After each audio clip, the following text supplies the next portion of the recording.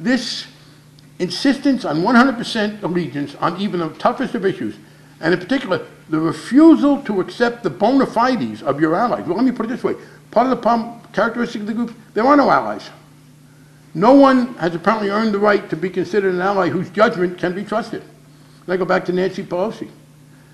We have not, in the history of this country, had a powerful national elected figure remotely close to Nancy in her lifelong advocacy for gay and lesbian and bisexual and transgender issues. She convened the Democratic caucus whip meeting when we ran into some difficulty on the transgender issue. And I was there, and Judy Shepard was there, and Joe Salmonese was there, and we were able to hold our votes by 9 votes. Switch of 5 and we'd have lost on the key vote. Nancy's done this. People have a right to disagree, of course they do. People have a right to say, we morally don't want to ever do any bill unless it includes everybody. I will say this, by the way, I have been in the legislative body since 1972. I have voted to protect people against discrimination based on race, ethnicity, gender, and disability and age. When I voted for those, I was not the beneficiary of any of them. I've since become the beneficiary of age discrimination, but I wasn't when I voted for it. I get older. But the notion that you don't vote for anything until you include everybody, or until you include everything, we will never get there. Now, I can understand the distinction. People can make the difference. I think they're politically flawed. But what troubles me is this notion, and it's not just on this issue. It's on people on the left who are insisting on impeachment. It's on people who say, why haven't you stopped the war? Although I will say, I think the anti-war people have shown some understanding. Look, we've run into people say to us, you won the election. Why haven't you done this, that, and the other? Well, we won the election for the House and 1/3 of the Senate. We didn't win the election for 2/3 of the Senate. They weren't up. I mean, these are the refusal. Well, let me put it this way. First of all, there was a failure to understand reality because people talk too much to each other. They don't break out of their own comfort zone. I'm talking now about the most passionate advocates. And these are all on issues where I agree with their advocacy. I am talking only about issues, whether it's the war or the Patriot Act or transgender inclusion or any of those tough issues where I am fully supportive. But what we then get is people talk only themselves, greatly overestimate the ease of doing this because they don't pay a lot of attention to the opponents. They see their job as aggravating their friends based on the premise that their friends could really do almost anything if they wanted to. As I said, I think people think maybe they've been to the Wizard of Oz too much. Nancy Pelosi is not Glinda the Good Witch.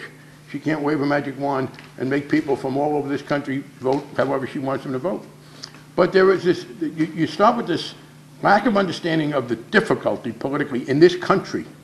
This is a country that twice voted for George Bush. Once, not so much, once a little more, but it's a country that in 2002 and 2004 elected right-wing members of Congress.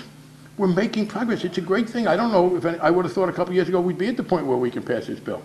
We are trying. I understand people who will differ with us about the strategy, but this failure to understand reality, and then this denunciation of people who do understand reality, people don't want to be given the truth. Maybe Jack Nicholson should be the spokesman here. There are people who can't handle the truth, unfortunately. And then the willingness to say, and it's true in this issue, it's true on the war, it's true on some other issues as well. People say, oh no, there's no honest disagreement. If you don't deliver for me what I want, if you make some strategic judgment based on your view that we're in a weaker position, you're morally flawed. Now, as I said, it's not going to affect me. Been at this a long time. You know, I come from Massachusetts. Electorally, I think I'm pretty secure, and I'm pretty confident about what I'm doing. Got my chairmanship. But my job, in part, is to persuade other people to come with us. As I said again, we won on hate crimes, the easier one, by exactly what we needed in the Senate and 9 votes in the House. What we're now seeing, not the disagreement, not people saying we want it to be inclusive. I'm glad they're doing that. I'm glad they're lobbying for that. But this, how dare you think about doing a partial bill? You've betrayed us. The anger is very counterproductive, and it's going to make it harder for us to mobilize support in the future. And this general sense that there are no allies, that Nancy Pelosi, the most supportive person in an important position in the history of this country on LGBT issues, become someone who gets demonized. George Miller and Rob Andrews in the committee, who tried very hard to get the votes and don't get it. This is a great mistake. And so I will tell you this. This is a moment of truth, as far as I'm concerned, for responsible liberals in the Democratic Party. The question is, can we govern responsibly? And governing responsibly means working with everybody, listening to and exchanging views with the people who care passionately, putting goals in a common way. But then as you go forward with the goals, taking reality into account. And people who then denounce those who take reality into account and try and adjust strategies, I think they make it impossible for us to govern. Fortunately for us, the right wing has its own problem with people like that, in some cases worse. They drove people to the Shivo case and others, although sometimes they're more flexible. But, you know, when the right wing accepted partial birth abortion, a terrible bill that I keep voting against, I was very sorry to see the Supreme Court uphold. That was the kind of pragmatism on their side that I wish they hadn't shown. And they wish we wouldn't show pragmatism. I got to tell you, if we come out of this, and I don't believe we will, I think we're going to go forward and adopt a sexual orientation only bill this year. And if people keep this up, it may be that in 2009 we'll be able to do an inclusive bill. Again, if there is this degree of sustained activity. And I say that because I think sometimes what motivates some of the people who are the most ideologically single issue motivated is a chance to cry betrayal at their friends. You know, that's easier. It's much harder to try and persuade people in the middle to come over than to do this kind of complaining. But I think we're on the verge of doing that, and that's very important, but we could lose it. And if we lose it, the headline, by the way, in most of the country, they are not paying nearly as much attention to this as people in our community are. The headline will be, Pelosi pulls gay rights bill from agenda. The Democratic Congress, led by Speaker Pelosi from San Francisco, today had to acknowledge that they do not have the votes to pass a bill protecting people against discrimination based on sexual orientation. Later on in the story, it will mention this other issue. I don't understand how anybody thinks that helps us in our cause. People said, well, we're trying to pass a bill in our state that includes transgender. Good, I'm going to go testify for that in Massachusetts. And they say, if you pass a bill without it, that'll hurt us.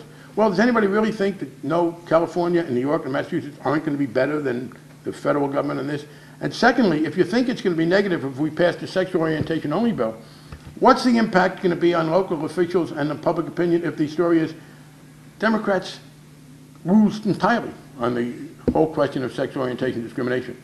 So for all those reasons, I intend to push forward with this. And I have to say, I wish this weren't happening. But now that it's happening, I think silence would be a mistake. You tell people what's up. I think it is morally important for the Democrats to go forward, both to do everything we can to protect millions of people who would otherwise be unprotected from sexual orientation discrimination, and to show that liberals who are interested in fundamental social change can govern responsibly, and that we can put together coalitions and accomplish something and not allow ourselves to defeat each other by giving the most passionate and involved and engaged groups a veto over any strategy that might make a real advance. That's not just true of this issue, it's true in general. I think it's plaguing American politics, and it helps the conservatives, because if nothing can happen, they win. And I think we have to show that's not the case. Now I'll be glad to take it. Yes, Deb.